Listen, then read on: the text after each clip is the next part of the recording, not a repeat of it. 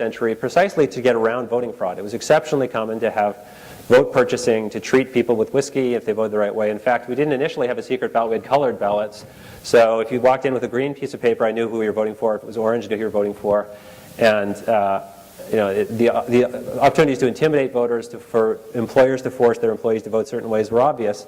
The secret ballot was meant to get around that. Absentee votes are convenient. They let people who can't get out easily. They have the obvious advantage of helping people who are institutionalized. But they're not secret. So it's far easier with an absentee ballot to sign it and then hand it to someone. If Rick gives me $20 for my absentee ballot, it's a purely hypothetical example, of course, then he can fill it out as he likes. As a nice sign off. It's illegal, but it's almost certainly unenforceable. It's also small-scale fraud. So you might think, well, the vote fraud I worry about is someone screwing around with a computer and adding 100,000 votes to one side and stealing it that way. If you're going to steal ballot by ballot, that's pretty costly and time-consuming. But if you like the secret ballot, you shouldn't like absentee voting. And absentee ballots, I think, not enough attention is given to this potential for to reopen the door for fraud.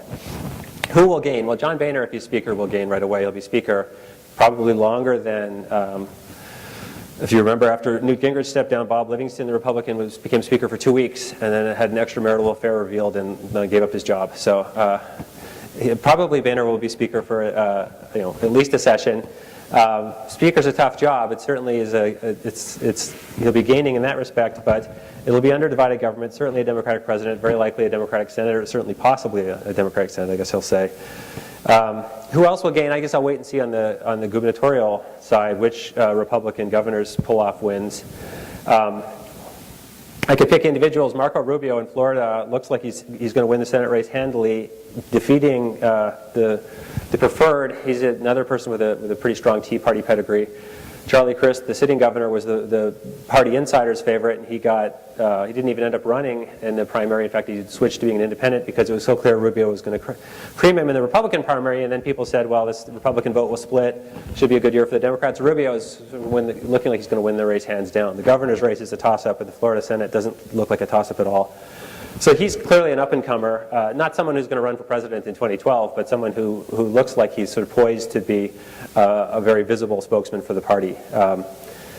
Who else gains? Well, the Tea Party, I guess, Sarah Palin had a lot to do with a lot of primary wins. Sarah Palin's, in some respect, her stock will rise if the people she endorsed win in the general. If a lot of them won primaries and lose the general, it will likewise hurt her stock. It will hurt the sense that she's someone who can propel the party forward and bring new people to the Republican Party. If she's someone who looks like she cost the Republican Party seats they would otherwise have won, it doesn't, it sets her back a little bit for looking ahead. Yeah, I'm Carlton Mills, and I've got a two-part question. Part A is long-term. Was there really something, and is there really something wrong with Kansas? And the part B is local, or to me, as I'm living on Social Security and my wife's pension now. But when they offer to say vote for my party and you get $250 at a time when the budget is the way it is there any reason we should take these people seriously? Okay, so what's the matter with Kansas? I always thought the framing of that book was, you could write it 49 sequels and say, what's the matter with Connecticut? The idea behind what's the matter with Kansas was the people of Kansas were reliable Republican voters, but they were voting for politicians, Republicans, who were putting in policies that were bad for them. So it's a sort of loaded partisan argument at the outset. You have to believe that the author had to make the case for you that the policies favored by Republicans were in some respects bad for the majority of the voters for them. If you believed it, you thought, then you could proceed to what's the matter with Connecticut. It's a rich state and it's very democratic. Why are these rich people who were favored by Republican policies putting Democrats in office? I think the resolution is that there's a lot of uncertainty about the effects of policies, and it's anyone who says it's unambiguously true that the policies favored by Republicans help the rich and those favored by Democrats help the poor is glossing over a lot of differences and simplifying too much. So the other half of the what's the matter with Kansas thing was, well, so you can blind people to economic reality with social issues and fool them with stuff that actually doesn't get on the policy agenda or that the courts will overturn anyway.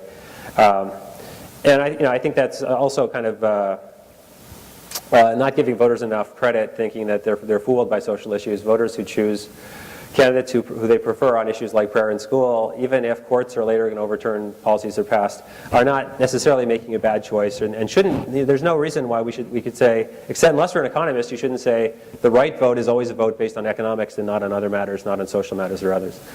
So, I don't think there's necessarily anything wrong with Kansas or any other state. They vote the way they vote for a lot of reasons. You get cut down to the individual voter. People vote in many different bases. I'm not one to say that it's wrong to vote for a candidate you like on personal grounds. I think this, though I prefer the Republican Party, this Democrat actually came in and moderated my son's high school debate, and that's enough for me to vote for him. People that sort of cast very personalized votes like that know what they're doing. There's no political scientists or have no special expertise to say that's a wrong vote. You should be voting on your economic fundamentals. Should we take seriously these sort of short-term promises? Well, I'll give instead of taking another hour to try to answer this, sort of what should we take seriously and not seriously about candidates' promises. It is a striking thing, and instead of using Social Security, let's take the state of Illinois. The public budget in Illinois is a disaster. The state is in huge trouble. I was at a new legislators briefing after the last election where the newly elected members went. We had experts come in from the Institute of Government and Public Affairs to tell them about health care and energy and pensions, and everybody that came in said, oh, it's bad. It's never seen it this bad before. What a big deficit. And then we took a coffee break, and then someone else came in to talk about health care and said, it's really bad. The deficit's huge. It's never been. And basically, everybody that came in who's an expert said, I don't know how to solve this problem. It's yours. You're stuck with it.